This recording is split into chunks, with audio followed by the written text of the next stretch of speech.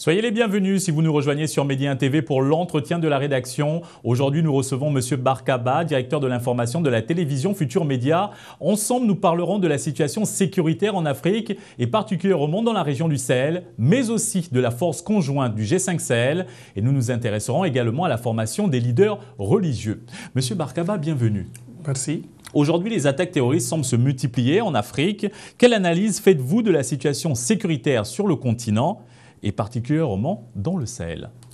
C'est une situation qui est là, qui est préoccupante, comme en attestent les derniers événements à Ouagadougou, qui sont tous, tout sauf une surprise pour les observateurs qui ont l'habitude de suivre de près l'évolution de la situation sécuritaire dans le Sahel et plus particulièrement au Burkina.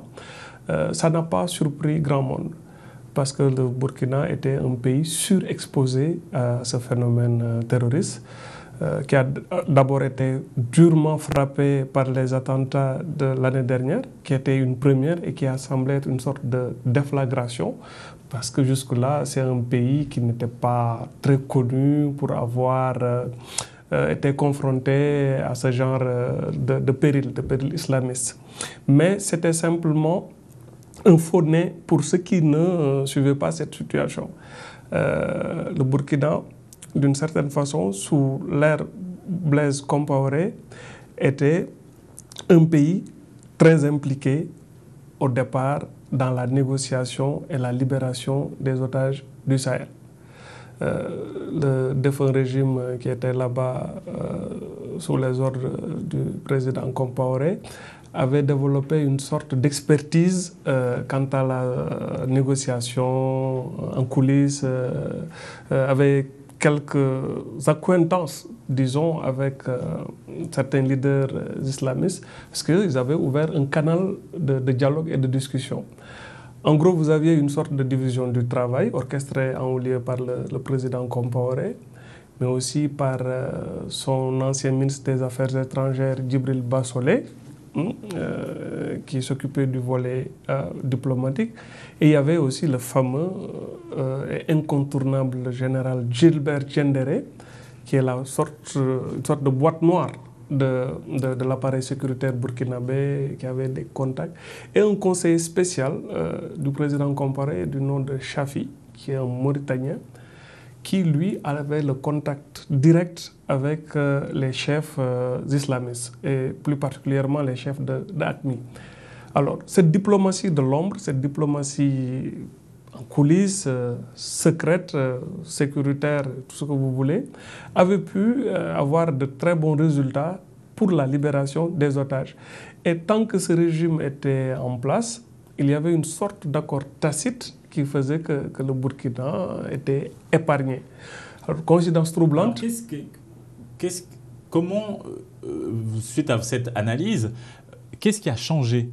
Ce qui a changé d'abord, c'est le changement de régime.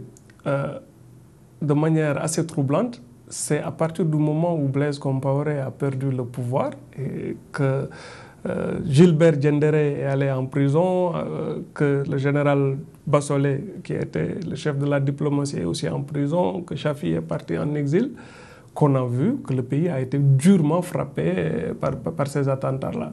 Et que les nouveaux dirigeants du Burkina semblaient découvrir cette menace et semblait être dépassé, et c'est tout le Burkina qui était un peu en état de choc.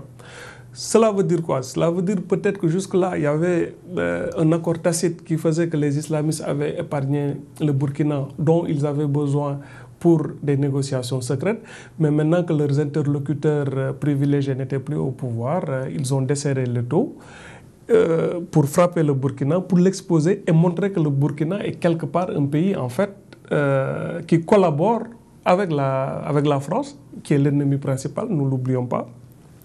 La principale cible des terroristes qui ont frappé à Ouaga, qui ont frappé à Abidjan, à Grand-Bassam et ailleurs, c'est d'abord de montrer que la France, malgré l'opération Serval remplacée par l'opération Barkhane, n'est pas encore arrivé au bout de ses peines dans la lutte contre l'islamisme.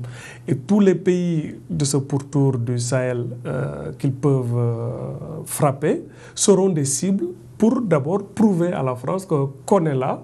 Vous engrangez peut-être des victoires ou quelques victoires contre nous au Mali, mais l'épicentre du djihadisme s'est déplacé et que nous pouvons frapper dans n'importe quelle capitale. Alors, une force antiterroriste, celle du G5 Sahel, est actuellement mise en place, mais elle est confrontée à un défi financier. Au-delà des chances de la voir effective, peut-on s'attendre à un impact positif sur la situation sécuritaire sur le continent, et particulièrement dans le Sahel, avec cette force du G5 Sahel qui est actuellement en train d'être mise en place? Oui, le problème, vous venez de l'évoquer, c'est une force qui est en train d'être mise en place, avec des pays qui ont chacun un agenda particulier et qui jusque-là, au-delà des mots, au-delà des rencontres internationales, n'avaient pas la même approche de lutte antiterroriste. Il n'y a rien à voir avec la politique de la Mauritanie, la politique mauritanienne de lutte contre le terrorisme, avec celle du Burkina ou avec celle du Niger ou avec celle du Mali. Donc, au niveau de la coopération sous-régionale, il y a encore beaucoup d'efforts à faire, même si tous les pays sont d'accord sur un constat, c'est-à-dire la nécessité d'unir leurs forces par rapport à ce péril multiforme, complexe, difficile à appréhender. Mais on en est encore au stade de la coopération qui n'a pas encore montré toute son efficacité. Il y a des efforts qui sont faits dans la coordination, par exemple, en ce qui concerne le renseignement, qui a donné des résultats. Par exemple, les auteurs de l'attentat contre la Côte d'Ivoire, les auteurs qui ont commandité l'attentat de Grand Bassam ont pu être remontés grâce à une coopération sous-régionale. Ils ont été localisés dans certains pays, il y a eu un échange d'informations au plus haut niveau entre services de sécurité qui a pu d'identifier les commanditaires et pour certains d'entre eux de les mettre hors d'état de nuire. Mais tout cela est encore en gestation. Tout cela, peut-être qu'il y aura une montée en puissance et surtout après le dernier attentat de Ouagadougou, ces pays-là sont condamnés à travailler ensemble. Alors, est-ce que tout le monde jouera le jeu? Ce ne sera pas facile. Et ces pays sont déjà d'abord confrontés à un défi logistique et à un défi financier. C'est des pays, pour la plupart, assez pauvres, où le budget consacré à la défense n'est pas encore totalement à la hauteur des engagements qui sont attendus, ou c'est des pays qui sont en train de former leurs unités spéciales à la lutte contre le terrorisme. Et justement, en parlant de terrorisme, lorsqu'on y touche vraiment, au fond, on voit apparaître la radicalisation et plusieurs pistes et solutions sont souvent évoquées, notamment la lutte contre la radicalisation. Dans ce sens, le Maroc travaille depuis longtemps sur la formation des leaders religieux pour porter la bonne information. Quelle appréciation en faites-vous? Oui, le Maroc est un pays pionnier dans ce sens parce que le Maroc a d'abord été frappé par une vague d'attentats il y a plus d'une dizaine d'années. Donc le Maroc a découvert ça avec les attentats de Casablanca, a découvert que en son sein couvait une jeunesse marginalisée, abandonnée et qui se sont laissés emporter par les sirènes de l'islamisme. Et à partir de ce moment, le Maroc a réfléchi très vite en mettant en place des instituts de réflexion pour voir comment éradiquer ce phénomène. Et c'est dans ce sens que le Maroc a commencé à former des imams pour leur apprendre à prêcher, si l'on peut dire, le bon islamisme. Et à partir de là, ils ont même élargi cette formation à des pays sous-régionaux qui font que beaucoup de pays de la sous-région, dont le Sénégal, envoient des imams aller se faire former pour prêcher la bonne parole dans les mosquées, etc., pour essayer de contrer le discours radical, le discours islamiste violent. Mais ça, je pense que c'est une approche parmi d'autres. Mais pour les pays du G5 Sahel, pour les pays africains, il y a d'autres défis autres que celle de la formation des imams.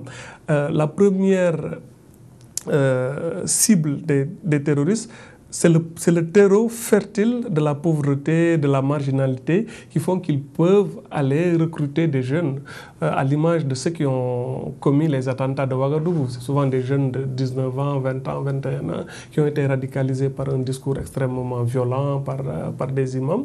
Mais aussi, ce discours ne naît pas ex nihilo, c'est généralement dans des zones très pauvres, délaissé, où l'État central a longtemps été absent, dépourvu de toute infrastructure, c'est là où le discours islamiste peut prendre le plus facilement. Monsieur Barka Bah, merci d'avoir répondu à l'invitation de Medi 1 TV Dakar. Nous rappelons que vous êtes directeur de l'information de la télévision Futur Média. C'est tout pour cet entretien. Vous retrouverez l'intégralité de cette intervention dans nos prochaines éditions. Bonne suite des programmes sur Medi 1 TV.